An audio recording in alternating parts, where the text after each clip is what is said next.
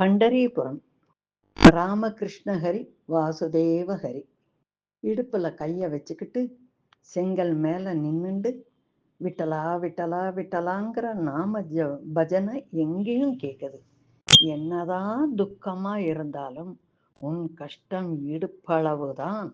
இடுப்பளவு தண்ணீர்ல நம்ம என்னதான் இருந்தாலும் எங்க இருந்தாலும் சேஃபா இருக்க முடியும் இல்லையா? பாவக்கணக்குங்கிறது இடுப்பளவுதான்.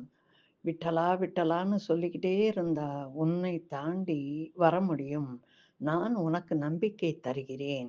இடுப்பளவு தண்ணீர் இடுப்புக்கு மேல தண்ணி வந்தா தான் மனம் கலங்கும். விட்டலான்னு சொன்னா நான் பார்த்துக்கிறேன் என்பவன் விட்டலன். மோர்கஞ்சி விட்டலன் அப்படின்னு பண்டரிபுரத்துல இருக்கான். ரமாபாய் அப்படின்னு ஒரு பக்தை. அவள் கல்யாணம் பண்ணிக்கிட்டு பண்டரிபுரம் வர்றா. கணவன் பாண்டுரங்கன் பூஜையில ரொம்ப நியம நிஷ்டமா பண்ணிட்டு இருக்கான். ரமாபாய்க்கு கொஞ்சம் பக்தி வந்துருச்சு. தினம் மோர்ல ஏதோ மாவை போட்டு கஞ்சி மாதிரி கிண்டி கல்ச்சட்டியில கொண்டுட்டு போய் பகவானுக்கு நைவேத்தியம் வைப்பா. ஒரு காலகட்டத்துல கணவன் காலமாயிட்டார். கல்ச்சட்டியில மோர் கஞ்சி வைக்கிற பழக்கம் மட்டும் இவளை விட்டு போகவே இல்லை. வயசானதுனால கொஞ்சம் தள்ளாம வந்துருச்சு. எப்பயுமே நம் வேலைகளை நாமே செய்தால் இதுவே சொர்க்கம் மோட்சம். இந்த தப்பிட்டேன் அப்படிங்கிறது மோர்கஞ்சி.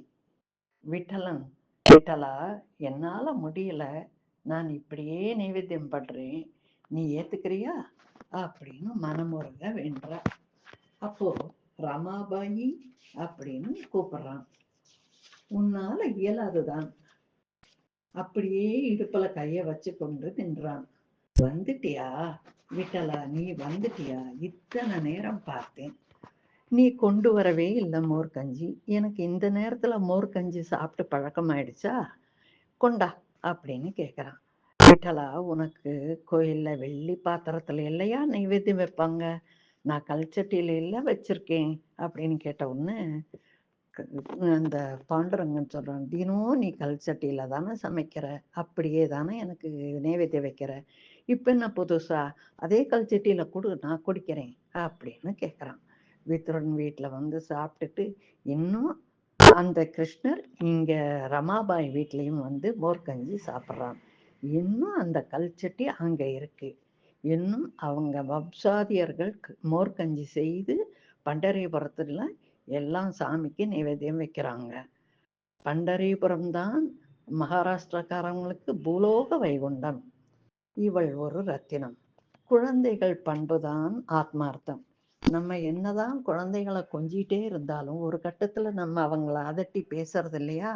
அவங்க மனசுல வஞ்சம் வச்சுக்கவே மாட்டாங்க. உடனே நம்ம தாத்தா பாட்டி அம்மா அப்பான்னு ஓடி வந்து கொஞ்சறது இல்லையா? அதுதான் ஆத்மார்த்தம். இந்த மாதிரி கடவுளிடம் வைத்தால் அது பக்தி. நம்பிக்கைய மட்டும்தான் சாமி எதிர்பார்க்கிறார். நீ என் மேல நம்பிக்கை வச்சு என்ன நாம ஜபம் பண்ணிட்டு இருந்தா உன்னுடைய கஷ்டத்தை எல்லாம் நான் இடுப்பளவு வச்சு உன்னைய போக்கி விடுவேன், உன்னை கை தூக்கி விடுவேங்கிறான் பண்டரிபுரம் பாண்டுரங்கன்.